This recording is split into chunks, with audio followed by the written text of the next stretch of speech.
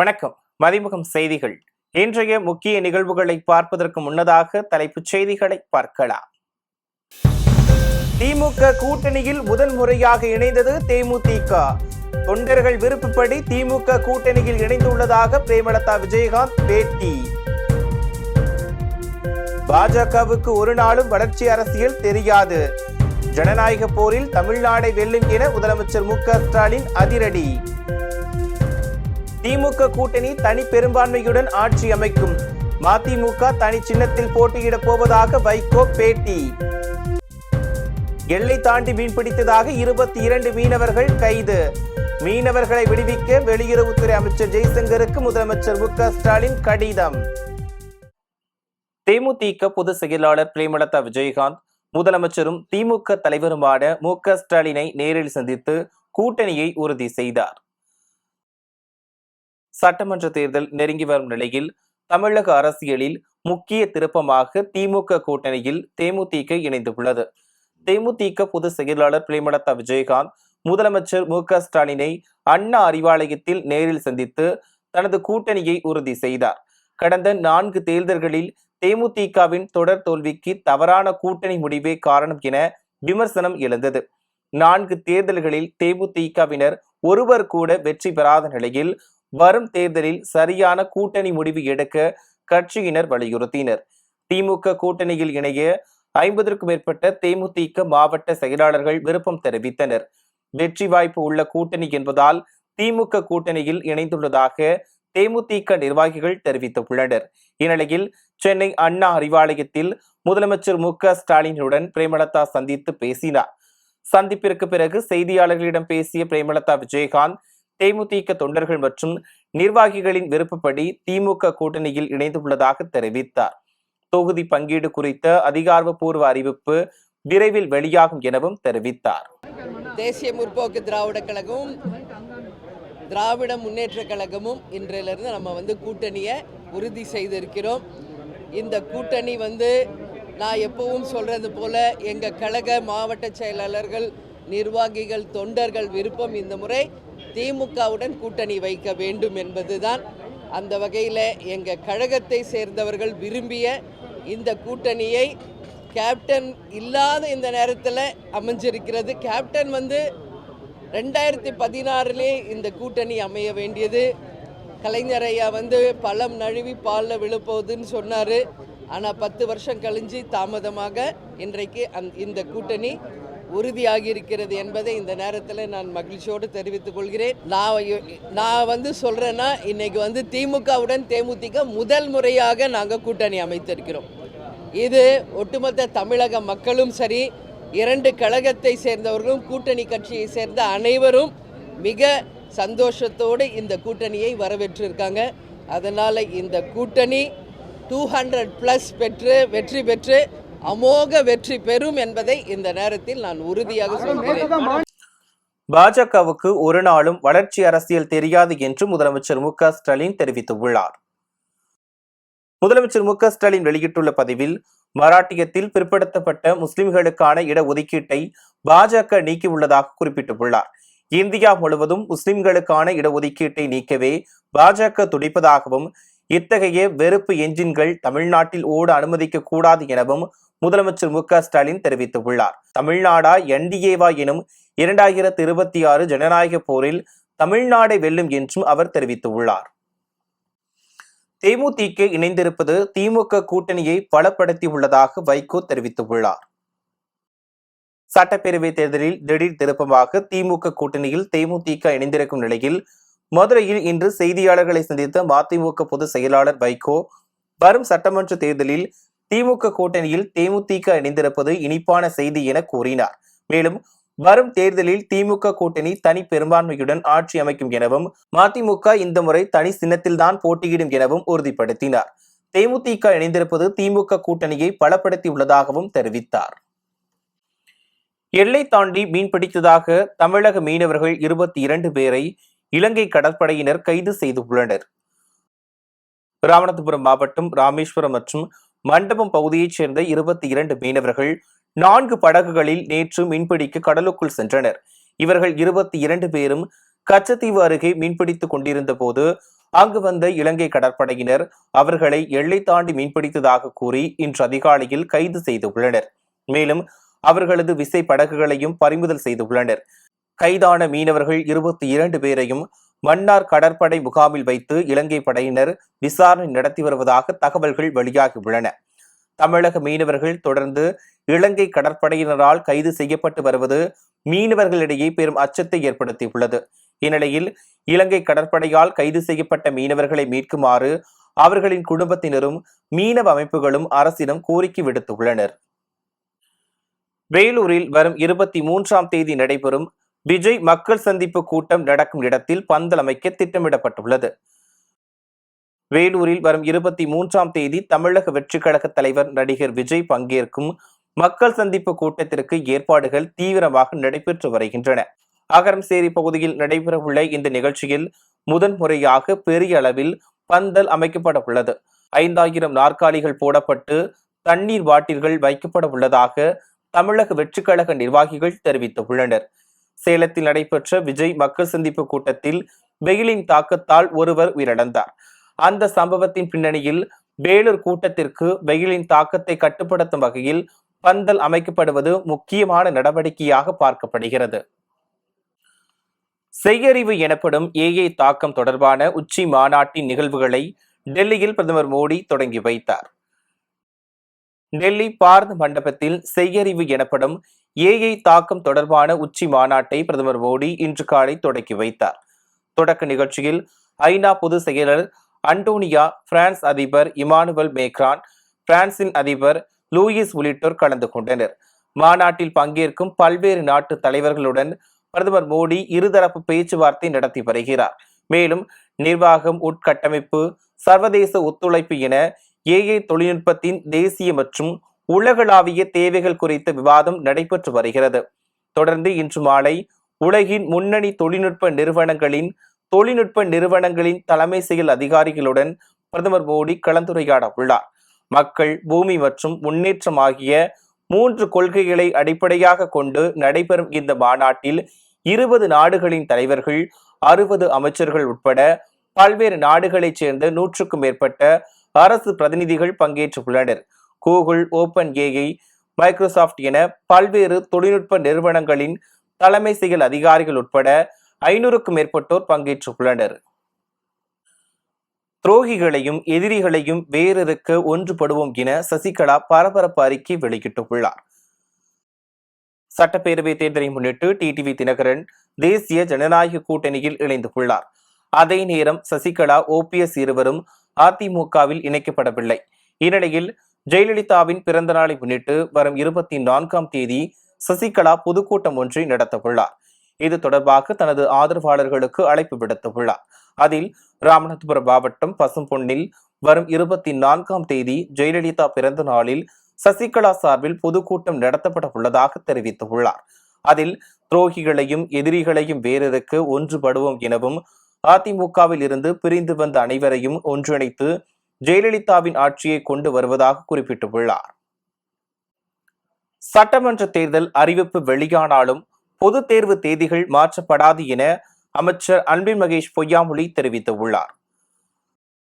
தமிழ்நாட்டில் வரும் சட்டமன்ற தேர்தல் அறிவிப்பால் 10, 11, 12ஆம் வகுப்பு பொதுத் தேர்வு தேதிகள் மாறுமா என்ற கேள்வி எழுந்துள்ளது. இதற்கு பள்ளிக் கல்வித்துறை அமைச்சர் அன்பில் மகேஷ் பொய்யாமொழி தெளிவாக கூறியுள்ளார். அதில் தேர்தல் ஆணைய அதிகாரிகளிடம் ஆலோசனை செய்த பிறகே பொதுத் தேர்வு தேதியை அறிவித்து உள்ளதாக தெரிவித்தார். தேர்தல் அறிவிப்பு வரும் வரை பள்ளிகள் முழுமையாக பள்ளிக் கல்வித்துறையின் கட்டுப்பாட்டிலேயே இருக்கும் என்றும் தேர்தல் ஆணையத்துடன் ஆலோசனை செய்த பிறகே தேர்வு அட்டவணை வெளியிடப்பட்டதால் தேதி மாற்றம் ஏற்பட வாய்ப்பில்லை எனவும் உறுதிப்படுத்தியுள்ளார். ராணிப்பேட்டை மாவட்டம் சிப்காட் அருகே அடுத்தடுத்து 5 கடைகளின் பூட்டை உடைத்து கொள்ளையடிக்கப்பட்ட சம்பவம் பெரும் பரபரப்பை ஏற்படுத்தியுள்ளது. ராணிப்பேட்டை அடுத்த சிப்காட் கிருஷ்ணாபுரம் பகுதியில் துணிக்கடை, மளிகை கடை, செல்போன் சரி செய்யும் கடை என அடுத்தடுத்து 5 கடைகள் உள்ளன. இந்நிலையில் வழக்கம் போல் காலை கடையை திறப்பதற்காக வந்தபோது அடுத்தடுத்து 5 கடைகளின் பூட்டையும் உடைத்து மர்மநபர்கள் ஒரு கடையில் வைத்திருந்த 50,000 ரூபாய் ரொக்க பணத்தை கொள்ளையடித்து சென்றுள்ளனர். இதனால் அதிர்ச்சியடைந்த கடையின் உரிமையாளர்கள் சிப்காட் காவல் நிலையத்தில் புகார் அளித்தனர். அதன் அடிப்படையில் சம்பவ இடத்திற்கு வந்த சிப்காட் போலீசார் கொள்ளை சம்பவம் குறித்து விசாரணை மேற்கொண்டனர். மேலும் கைரேகை நிபுணர்கள் மூலம் தடயங்களை சேகரித்து கொள்ளையர்களை தேடும் பணியில் ஈடுபட்டுள்ளனர். இந்த சம்பவம் அந்த பகுதியில் பெரும் பரபரப்பை ஏற்படுத்தியுள்ளது. திருப்பத்தூர் மாவட்டம் பெரியாங்குப்பம் சாமுண்டீஸ்வரி அம்மன் கோவிலில் பூங்கரக திருவிழா வெகு சிறப்பாக நடைபெற்றது. ஆம்பூர் அடுத்த பெரியங்குப்பம் ஏரிக்கரை பகுதியில் சுயம்பு சாமுண்டீஸ்வரி அம்மன் கோவில் அமைந்துள்ளது. இக்கோவில் மாசி மாத கரக திருவிழா வெகு சிறப்பாக நடைபெற்றது. முன்னதாக கரகத்திற்கு பூக்களால் அலங்காரம் செய்யப்பட்டு சிறப்பு பூஜைகள் செய்யப்பட்டன. தொடர்ந்து சாமுண்டீஸ்வரி அம்மனுக்கு சிறப்பு அலங்காரம் செய்யப்பட்டு மகா தீபாராதனை காண்பிக்கப்பட்டது. இதனையடுத்து பெரியாங்குப்பம் கரக கோவிலில் இருந்து ராஜவீதி மற்றும் சந்தைக்கடை மைதானம் உள்ளிட்ட பல்வேறு பகுதிகள் வழியாக மேளதாளங்கள் முழங்க பூங்கரகம் ஊர்வலம் நடைபெற்றது. அப்போது லட்சக்கணக்கான பக்தர்கள் ஒன்று கூடி கரகத்தின் மீது உப்பு மிளகு தூவி தங்களது நேர்த்திக்கடனை செலுத்தினர். இதில் தமிழகம் மட்டுமின்றி ஆந்திரா, கர்நாடகா உள்ளிட்ட வெளி மாநிலங்களில் இருந்தும் ஏராளமான பக்தர்கள் கலந்து கொண்டு சுவாமி தரிசனம் செய்தனர்.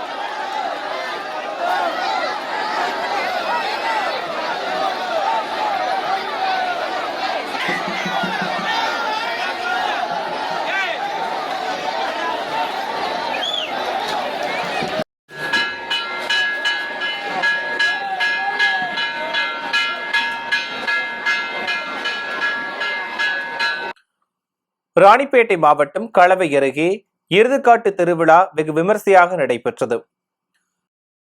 களவை அடுத்த செய்யாத்துவனம் கிராமத்தில் ஸ்ரீ கெங்கையம்மன் கோவில் திருவிழாவை முன்னிட்டு எருது காட்டும் திருவிழா சிறப்பாக நடைபெற்றது. முன்னதாக ஸ்ரீ கெங்கையம்மன் கோவிலில் அம்மனுக்கு சிறப்பு பூஜைகள் செய்யப்பட்டது. தொடர்ந்து பல்வேறு வண்ண மலர்களால் அலங்கரிக்கப்பட்ட கெங்கையம்மனுக்கு மகா தீபாராதனை காண்பிக்கப்பட்டது. பின்னர் கால்நடைகள் நோய் நொடியின்றி இருக்க வேண்டி சுவாமியை 3 முறை சுற்றி சுற்றி வழிபாடு நடத்தினர். தொடர்ந்து இளைஞர்கள் தங்களது வீரத்தை காட்டும் விதமாக எருதுகளுக்கு முன்பு நின்று எருது காட்டினர். அப்போது காளைகள் சீறி பாய்ந்தது. இறுதியாக தங்க ஆபரணங்கள் மற்றும் வண்ண மலர்களை கொண்டு அலங்கரிக்கப்பட்ட ஸ்ரீ கெங்கையம்மன் வீதி உலா வந்து பக்தர்களுக்கு அருள்பாலித்தார். புதுக்கோட்டை மாவட்டம் வெள்ளனூர் கிராமத்தில் அமைந்துள்ள ஸ்ரீ அழகு நாச்சியம்மன் கோவில் தேர் திருவிழா வெகு விமர்சையாக நடைபெற்றது. வெள்ளனூர் கிராமத்தில் அருள்மிகு ஸ்ரீ அழகு நாச்சியம்மன் கோவில் அமைந்துள்ளது. இக்கோவில் தேர் திருவிழா வெகு சிறப்பாக நடைபெற்றது. முன்னதாக ஸ்ரீ அழகு நாச்சியம்மனுக்கு பல்வேறு வாசனை திரவியங்களால் சிறப்பு அபிஷேகம் செய்யப்பட்டு மகா தீபாராதனை காண்பிக்கப்பட்டது. தொடர்ந்து அலங்கரிக்கப்பட்ட அம்மன் வீதி உலா வந்து பக்தர்களுக்கு அருள்பாலித்தார். பின்னர் மலர்களால் அலங்கரிக்கப்பட்ட தேரில் ஸ்ரீ அழகு நாச்சியம்மன் எழுந்தருளினார். இதனையடுத்து 4 மாட வீதிகளில் பக்தர்கள் தேரை வடம்பிடித்து எடுத்து சென்றனர். அப்போது சிறுவர்கள் முதல் பெரியவர்கள் வரை தாரை தப்பட்டைகள் முழங்க ஆட்டம் பாட்டத்துடன் ஊர்வலமாக சென்றனர்.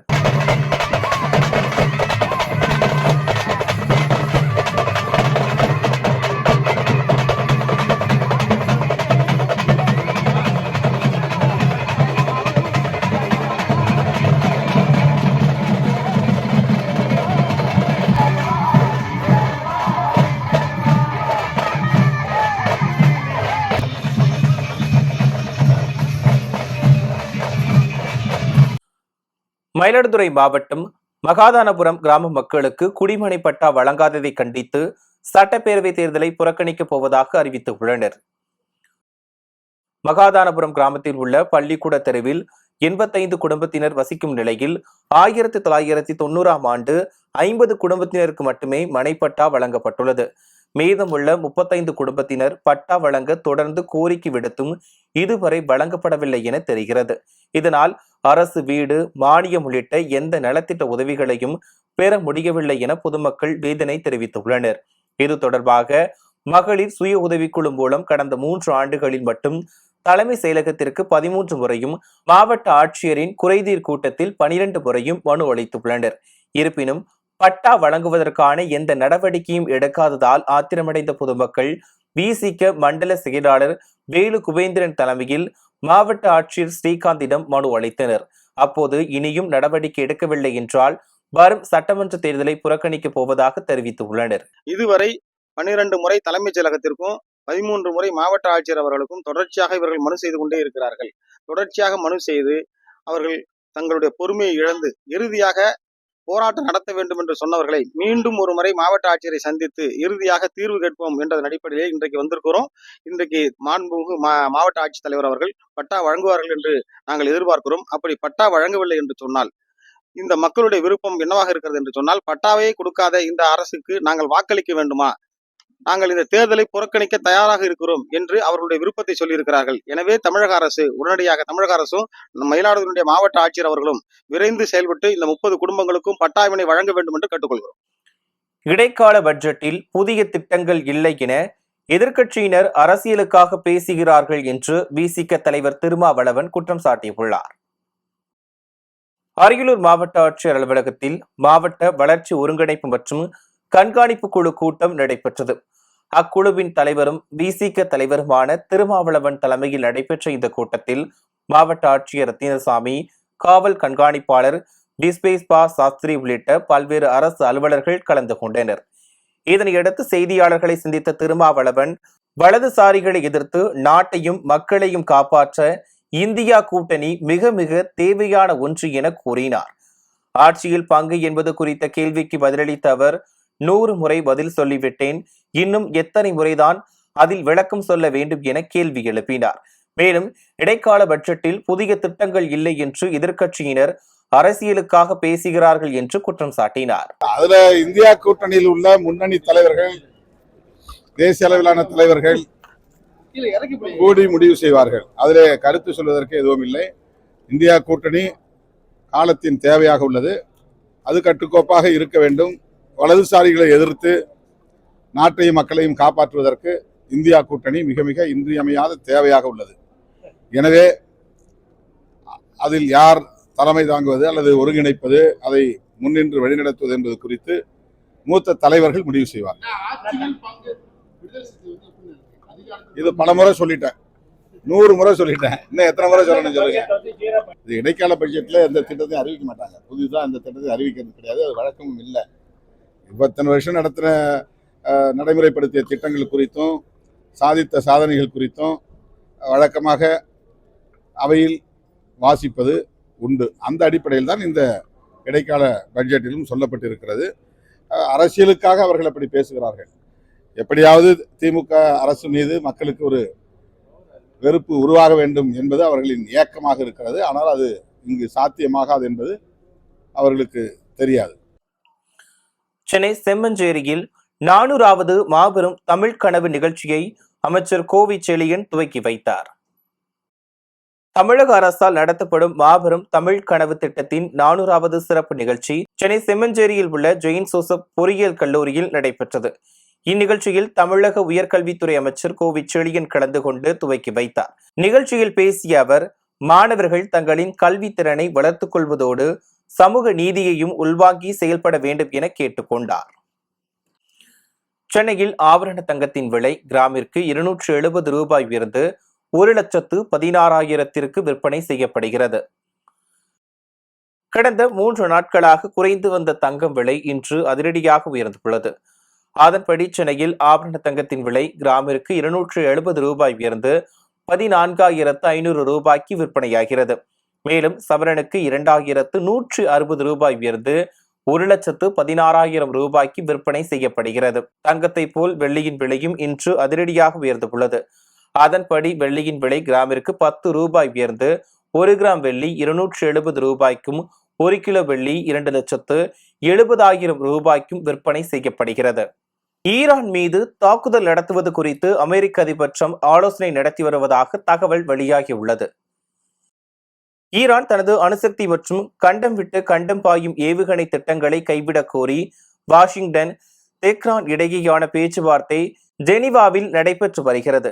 இந்த நிலையில் உலகின் மொத்த கச்சா எண்ணெய் போக்குவரத்தில் 20% கையாளும் முக்கிய நீர்வழிப்பாதையான ஹார்மோஸ் நீரிணையில் ஈரான் கடற்படை போர் பயிற்சியை தொடங்கியது. இந்த பயிற்சியின் ஒரு பகுதியாக ஜெனீவாவில் பேச்சுவார்த்தைக்கு மத்தியில் ஹார்மோஸ் நீரிணையில் ஏவுகணை சோதனைகளை நடத்தி ஈரான் பரபரப்பை ஏற்படுத்தியது. இந்த நிலையில் ஈரான் மீது தாக்குதல் நடத்துவது குறித்து அமெரிக்க படைகளுடன் ட்ரம்ப் ஆலோசனை நடத்தி வருவதாக தகவல்கள் வெளியாகியுள்ளன. மீண்டும் தலைப்புச் செய்திகள். திமுக கூட்டணியில் முதன்முறையாக இணைந்தது தேமுதிக. தொண்டர்கள் விருப்பப்படி திமுக கூட்டணியில் இணைந்துள்ளதாக பிரேமலதா விஜயகாந்த் பேட்டி. பாஜகவுக்கு ஒரு நாளும் வளர்ச்சி அரசியல் தெரியாது. ஜனநாயக போரில் தமிழ்நாடை வெல்லும் என முதலமைச்சர் மு க ஸ்டாலின் அதிரடி. திமுக கூட்டணி தனி பெரும்பான்மையுடன் ஆட்சி அமைக்கும். மதிமுக தனி சின்னத்தில் போட்டியிடப் போவதாக வைகோ பேட்டி. எல்லை தாண்டி மீன்பிடித்ததாக 22 மீனவர்கள் கைது. மீனவர்களை விடுவிக்க வெளியுறவுத்துறை அமைச்சர் ஜெய்சங்கருக்கு முதலமைச்சர் மு க ஸ்டாலின் கடிதம். இத்துடன் செய்திகள் நிறைவடைந்தன. மேலும் செய்திகள் இரவு 8 மணிக்கு. மேலும் செய்திகளை தெரிந்து கொள்ள மதிமுகம் பிரைம் யூடியூப் தளத்தில் இணைந்திருங்கள்.